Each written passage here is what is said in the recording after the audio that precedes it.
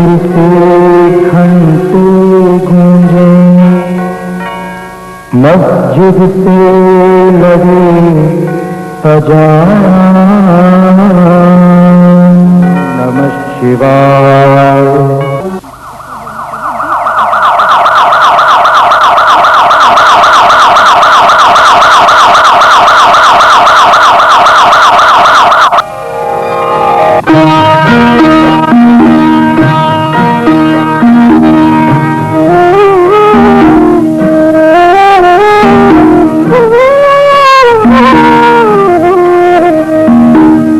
धर्म ग्रंथ सब जला चुकी है, धर्म ग्रंथ सब जला चुकी है, जिसके अंदर की ज्वाला मंदिर मस्जिद गिरजे सबको तोड़ चुका जो मतवाला। पंडित मोमिन पादरियों के फंदों को जो काट चुका, कर सकती है आज उसी का स्वागत मेरी मधुशाला। बहुत देर कर दिया, मैं तो सोच रहा हूँ तू आएगा ही नहीं। अरे यार, ये पुलिस चेक की वजह से देर हो गई। यार राकेश, तुझे ऐसा नहीं लगता कि कर्फ्यू खोलना महज एक औपचारिकता है? क्यों? आज तेरी भी तलाशी दे दी। वैसे एक बात कहूं मैं, शक्ल से तू एकदम गुंडा लगता है। बकवास बंद कर यार। क्या नाम? 2 लाख जिसकी तरह में। अरे कुछ ही रंगवा यार, अपन को तो सब चलता है। 2 लाख रिस्पेक्ट। ऐसा करो तुम पापा नहीं रहे कुछ बता।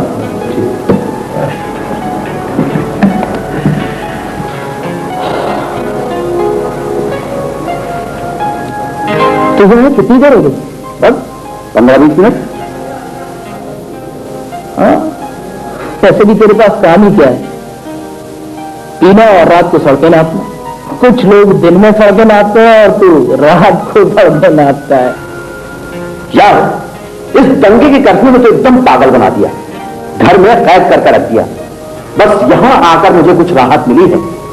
वैसे यार, अपन तो कर्फ्यू में भी तफरीक कर लेते थे। यार अंदर तो पहले की तरह ही भीड़ भाड़। यही वो जगह है मेरे लाल जहां कोई मजहब नहीं होता। घर से चलता है पीने वाला, राह अलग मत पर ये मैं पतलाता हूँ, राह पकड़ ले एक चला चल, पा जाएगा मधुशाला। यार तुझे यहां देखकर लगता है कि शहर में कर्फ्यू लगा?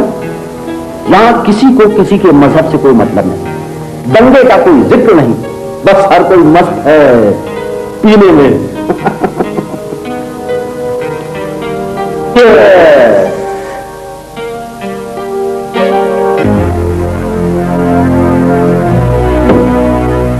यार राकेश, यहां कभी दंगा फसाद होता ही नहीं।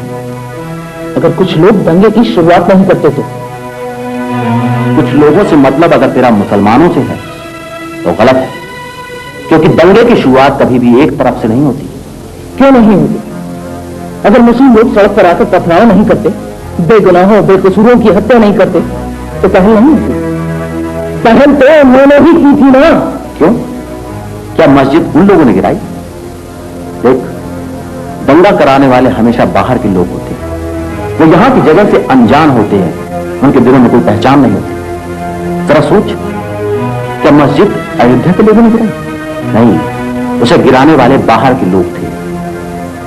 अगर अयोध्या के लोग ये सोचते कि मस्जिद गिराने से उन्हें कुछ लाभ है, तो उसे कभी का गिरा दिए होते। पहले तू ये बता कि तू हिंदू है या मुसलमान? इस वक्त तो सिर्फ पीने वाला इंसान। तेरी तो आदत है बहस करने की। मैं अगर मुसलमानों का पक्ष लेता तो तू हिंदू का पक्ष ले लेता। मैं किसी का पक्ष नहीं ले रहा हूं, सिर्फ सच कह रहा हूं। अच्छा तू ये बता, तूने किसी मुसलमान को मारा है क्या? या मैंने मारा है? या हमें किसी पहचानने वाले मुसलमान ने मारा है?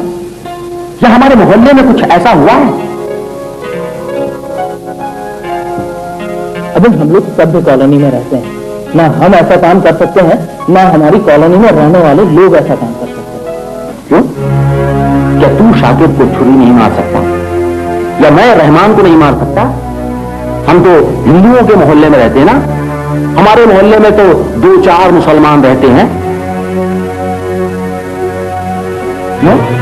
क्योंकि हम पढ़े लिखे सभ्य लोग हैं। सवाल सभ्य होने का नहीं है। अच्छा तू एक बात है, कल एक मुसलमान ने एक नाले के पास 3 बच्चों का कत्ल कर दिया। क्या ये सुनने के बाद भी तेरा खून नहीं खोलेगा? बिल्कुल खोलेगा, क्यों नहीं खोलेगा? और एक बात बता, तूने उस मुसलमान को मारते हुए देखा? नहीं, मैंने तो नहीं देखा, कर्फ्यू लगा हुआ था। लेकिन हमारी कॉलोनी के पास वाले लोगों ने 3-4 लोगों ने देखा था, उन्होंने मुझे बताया। वाह, उन्होंने कर्फ्यू में भी देख लिया और पहचान भी लिया कि कत्ल करने वाला मुसलमान है। तब वो वहां पर क्या कर रहे थे? क्या तब उनका खून नहीं खौला? उन्होंने क्यों नहीं जाकर उस मुसलमान का कत्ल कर दिया? उनकी गैरत नहीं जागी? हाँ, उनकी गैरत उसके बाद जागी। वो जाकर लोगों को नमक मिर्च लगाकर पूरी कथा सुना सके।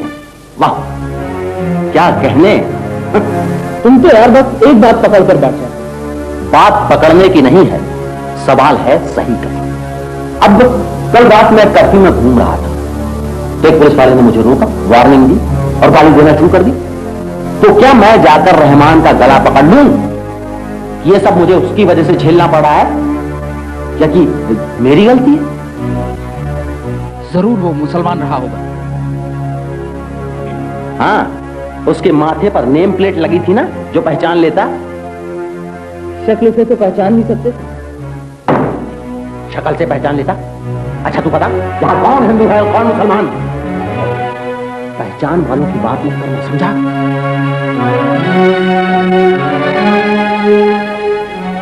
क्या होगा सर? नहीं कुछ नहीं, 2 लाख रुपए और लिया। यार माहौल वैसे ही गर्म है और तू चिल्लाने लग पड़ता है। देख सब लोग हमारी तरफ देख रहे हैं। सॉरी यार, और तू तो जानता है कि मैं बहुत जल्दी एक्साइटेड हो जाता हूँ।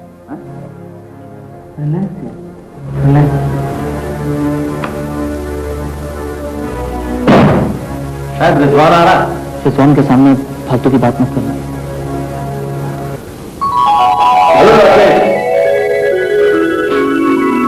हेलो भाई। अरे लगता है बहुत देर से बैठे हो।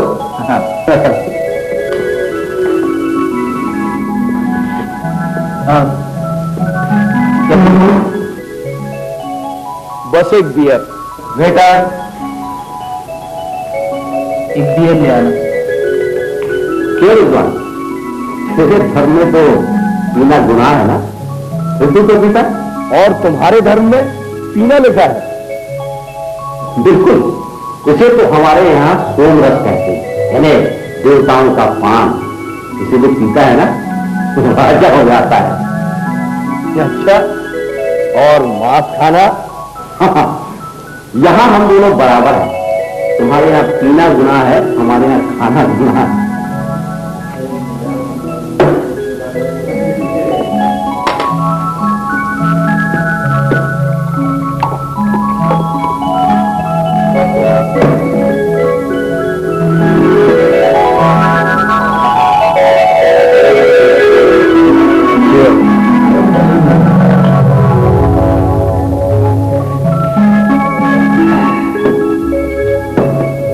ठंडी में तू बियर पी रहा?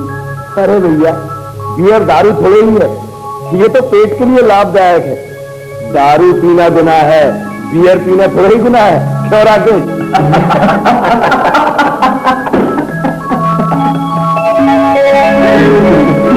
मेरी कसम राकेश, कितने दिन बाद महसूस हो रहा है कि हम आजाद पंछी हैं, वरना ऐसा लगता था कि हम कैदी हैं, कैदी। यही बहस तो अभी हम लोग की हो रही थी। क्यों नहीं? अरे यार छोड़ो अभी ये सब, नहीं तो अभी ये फिर बहस लेके बैठ जाएगा। अरे यार बहुत दिनों बाद मिले हैं हम लोग, कुछ एंजॉय करना चाहिए। Let's enjoy.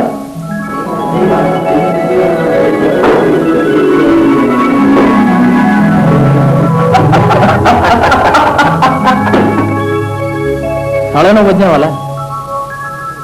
चल 11 बजे फिर कर्फ्यू लग जाए। बेटा बेल।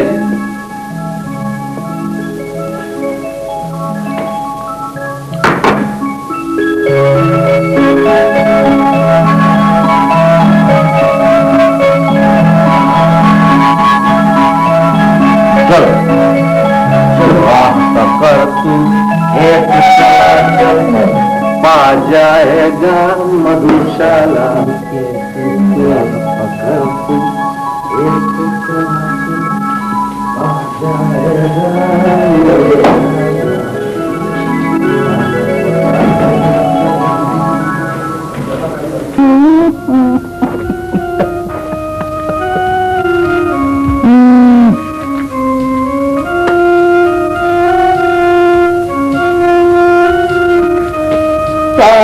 बातें बड़ी बड़ी आदर्शवादियों की तरह करता है और शौक बेहोड़ों की तरह। ऐसे बात तो सही कह रहा था। वाकई अगर लोगों का एक दूसरे पर से विश्वास उठ जाए तो आदमी का जीना दूभर हो जाएगा।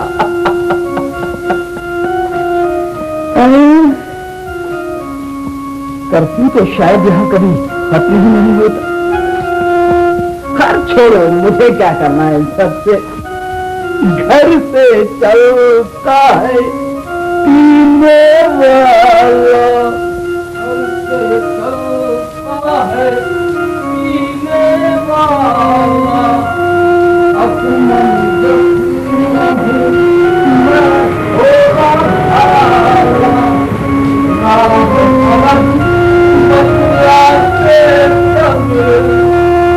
मैं ये बतलाता हूँ, राह पकड़ एक चला चल पा जाएगा मधुशाला।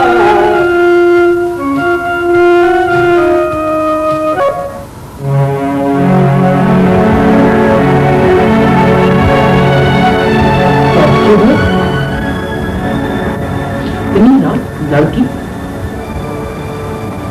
ऐसी क्या परेशानी आई होगी जो उसे उस चौराहे पर ले आई? घर से भागी होगी। नहीं, ऐसा होता तो छुप रही होगी। क्या मदद? चलो चलकर पूछते हैं।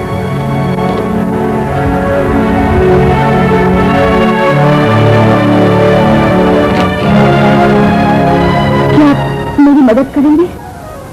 मदद? हाँ, यहाँ आया तो यही सोचकर हूँ आपके पास। मैं 1 घंटे से खड़ी हूँ, लेकिन कोई मदद को नहीं आता है।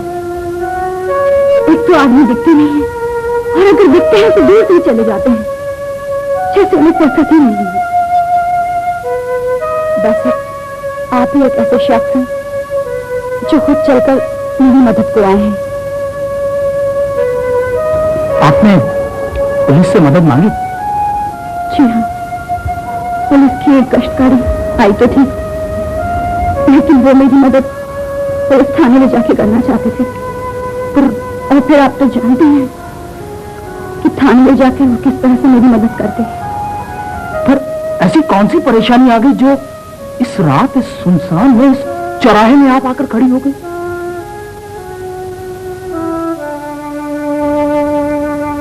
मेरी अम्मी इस तरह पड़ी अपनी जिंदगी की आखिरी सांसें गिन रही हैं, और शायद ये उनकी आखिरी रात हो। मैं अकेली हूँ, मेरे घर में मेरी छोटी बहन, उसके बस का कुछ नहीं है।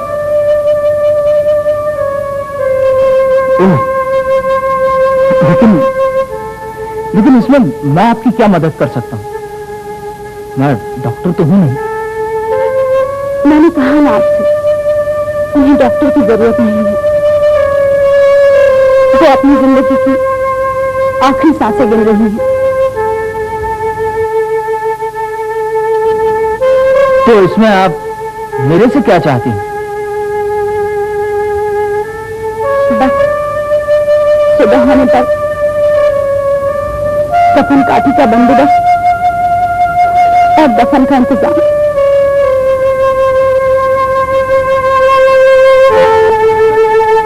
जी वो तो ठीक है, लेकिन इस रात ऐसी हालत में मुझे आपके साथ कोई देखेगा तो क्या सोचेगा? क्या सोच रहे हैं आप? जी डर रहे हैं ना आप? लेकिन घबराइए नहीं। मेरे घर में गरीबी और बदहाली बसती है। ऐसे में आपको कौन डराएगा? हम लोग तो खुद ही डरे हुए लोग हैं। और वहां के लोग? वैसे आपको कोई कुछ नहीं कहेगा। अगर कोई कुछ कहे तो कह दीजिएगा सगीरा हूं, मुल्ला जान का आदमी। तुमने तो ऐसे कह दिया जैसे बहुत आसान बात हो। तुम शायद जानती नहीं, मैं हिंदू हूं। कोई मुझे शक्ल देखकर पहचान गया तो? ना बाबा, बिल्कुल नहीं। इतना बड़ा झूठ। मदद करने वाले का कोई नजर नहीं होता। और फिर आपकी माथे पर आपका नाम लिखा है तो? आपको डर नहीं लगा इतनी रात को इस चौराहे पर सुनसान में? और फिर अभी तो कर्फ्यू भी लगने वाला है।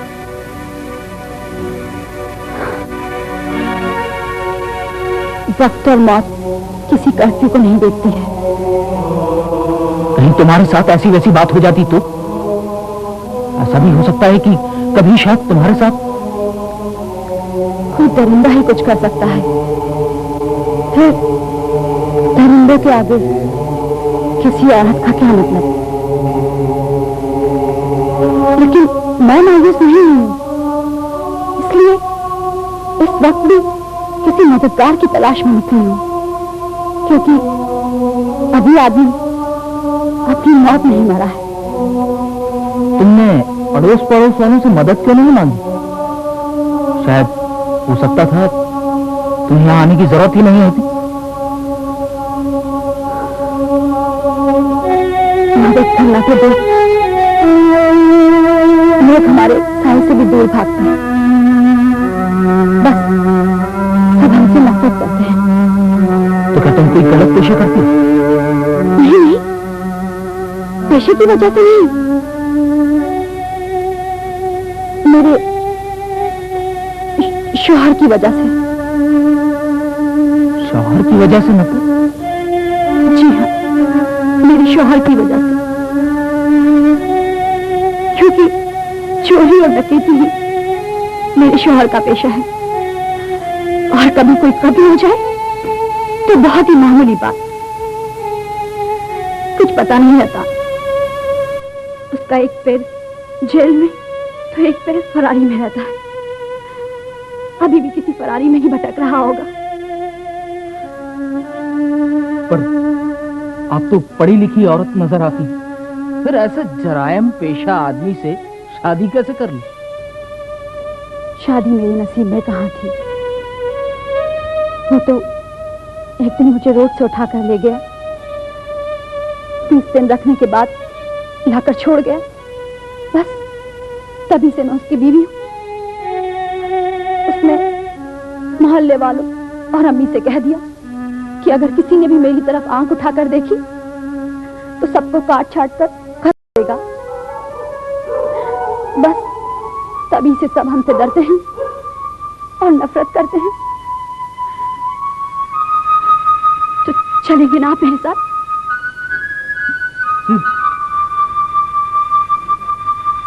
शायद आप हिचकिचा रहे हैं, तब छोड़िए। मैं घूम फिर कर देखती हूँ, शायद कोई और मिल जाए। अभी आदमी पर से मेरा भरोसा उठा नहीं है। शायद मैं अभी इतना कमजोर नहीं हुआ चलिए, किधर चलना? आइए, यही अच्छी है, आइए।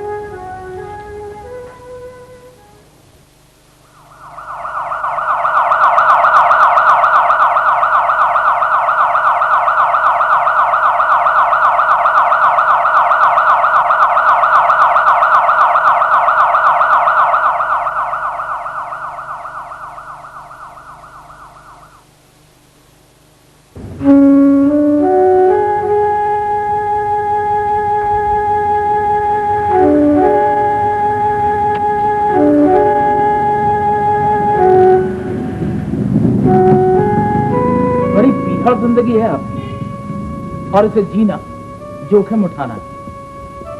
अच्छा, एक बात बताइए, आपका गुजारा तो खूब चल जाता होगा? जी जी, मैंने ऐसे ही पूछ लिया। हराम की कमाई कभी फलती नहीं है, और वैसे भी जराइम पेशा आमतौर पर अय्याश होते हैं। औरत शराब और जुआ से कुछ बचे तो ही तो भेजेंगे, और वैसे भी मैं उसका एक भी पैसा लेना नहीं चाहती। क्यों? हराम की कमाई हुई रोटी मैं नहीं खाना चाहती, इसलिए एक प्राइवेट फर्म में नौकरी करती हूँ। बहन की पढ़ाई, अम्मी की दवाइयों का खर्चा और घर के गुजारे में महीने के आखिरी हफ्ते में ही पगार खत्म हो जाती है, और अभी कर्फ्यू की वजह से तनख्वाह भी तो नहीं मिली है। आपके मोहल्ले के लोग कहते हैं, ये जानते हुए भी कि आपके घर में एक बूढ़ी बीमार औरत मरने को तैयार पड़ी है, अपने घरों में पत्थर बने बैठे। इसमें भी मेरी ही किस्मत का कसूर है। इसमें किस्मत की बात नहीं, ये तो इंसानी दुश्मनी है, दुश्मनी। मुझे तो यकीन ही नहीं होता कि लोगों के भीतर आदमी इतना मर कैसे सकता है। कोई खास बात नहीं, मेरा शौहर मुल्ला एक गुंडा है, उसका एक बहुत बड़ा गैंग है। उसकी बीवी होना मेरा कसूर है, और फिर उसने दंगे में भी तो काफी गदर मचाया है। ऐसे लोग तो ऐसे ही मौके की तलाश में रहते हैं।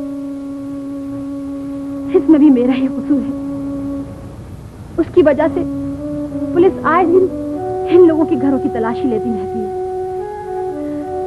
इसमें भी मेरा ही कसूर है। आइए।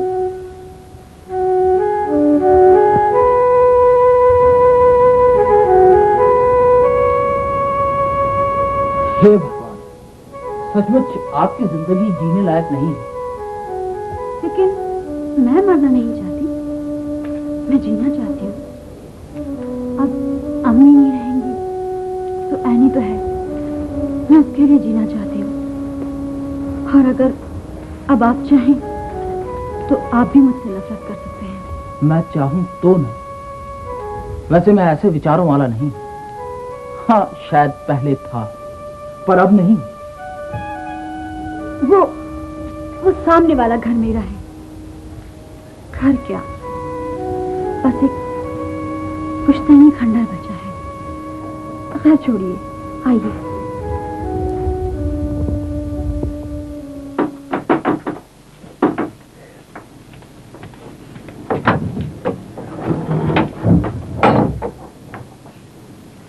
नानी, मम्मी कैसी हो?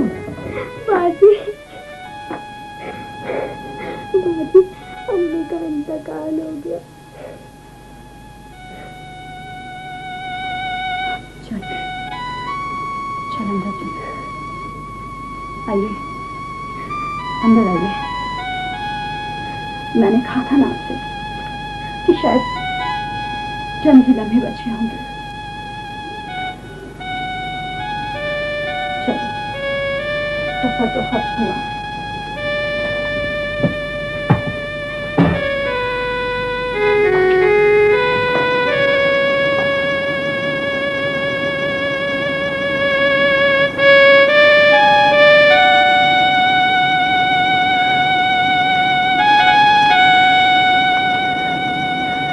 वैसे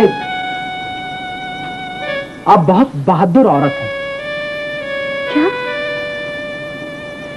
मर मर के जीना, फिर भी जीने का हौसला रखना बहादुरी है? जी हाँ, बहादुरी से भी बढ़कर।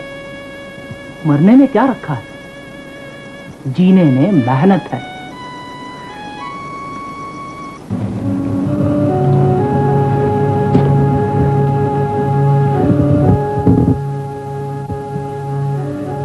ये है मेरी माँ,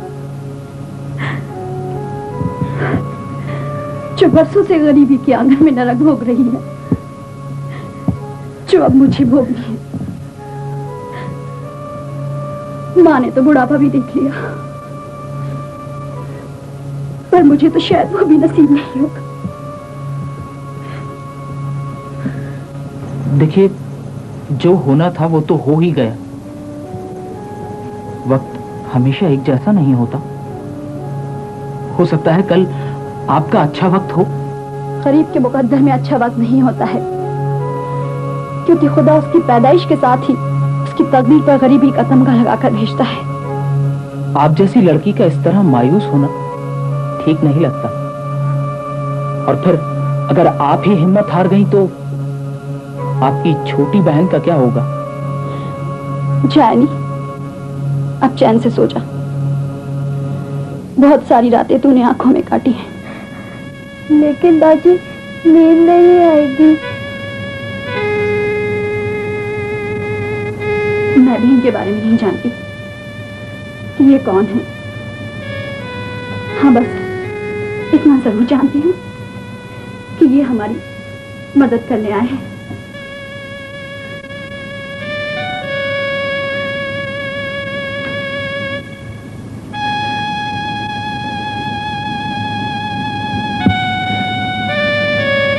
लेकिन दादी, अम्मी को तो ठंड लगेगी ना?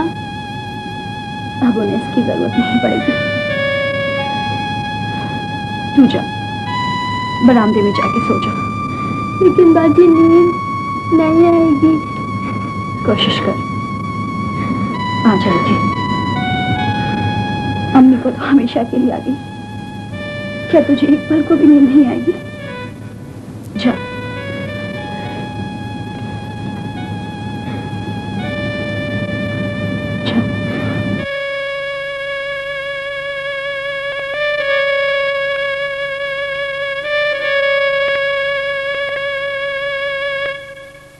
ऐसे समय में तो अगरबत्ती और लुबान जलाया जाता है शायद।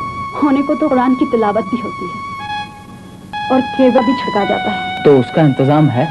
जिस आंगन में भूख का पेड़ उगा वहां तो चूल्हा भी नहीं चलता।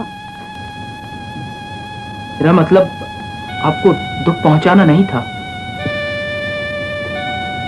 आइए हम दूसरे कमरे में चलते हैं।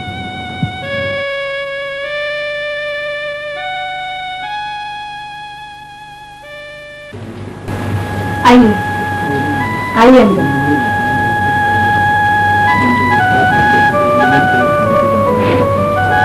मुझे तो अकेला नहीं छोड़ते हैं। जी हाँ, हमें वहीं बैठना चाहिए। आप यहाँ क्यों गए? किसी दिन मेरे पास कोई और चारा भी नहीं था। अगर मैं वहां बैठती तो यहाँ आप अकेले रह जाऊंगी और शायद ये मुझे गवारा नहीं। अरे बैठिए ना। हाँ, बैठता हूँ। आदमी मरकर भी पीछा नहीं छोड़ता है, मरने के बाद दफन दफन का खर्चा मांगता है। हाँ हाँ, क्या कहा? और हमारे यहाँ लकड़ी। दोनों ही स्थिति।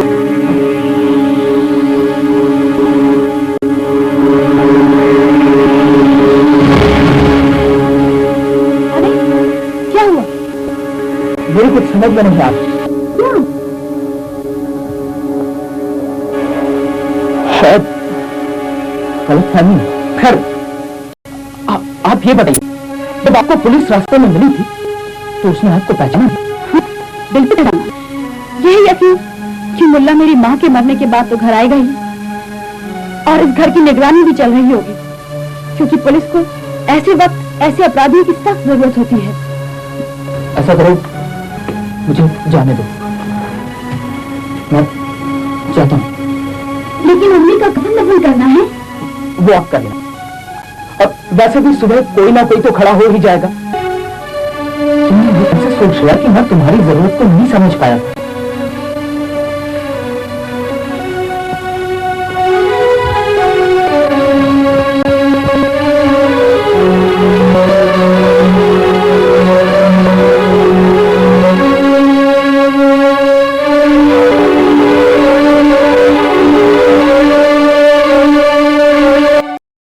तुम अंदर चलो, अम्मी के पास आए।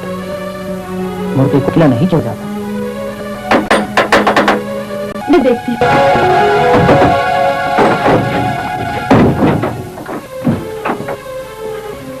इतनी देर से दरवाजा पीट रहा हूँ, नहीं पता तेरे को? पुलिस तो मत बताना मेरे बारे में, वरना तू जानना।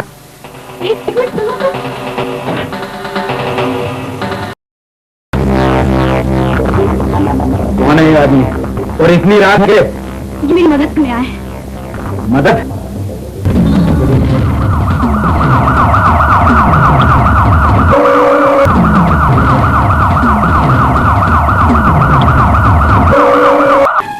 देखिए बेटा, मैं आपसे फिर कह रहा हूँ, इसकी माँ का अंत हो गया है और मैं ठीक है।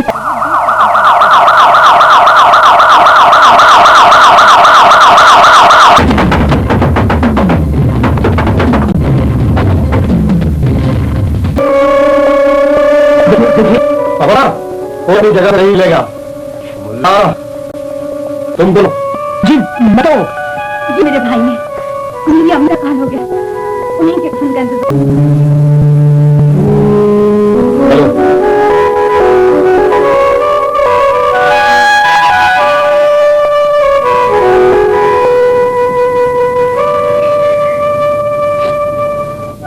सुनो, मैं तुमसे माफी तो नहीं मांगूंगा, पर तुम वो काम जरूर करना जिसके लिए तुम यहां आए थे।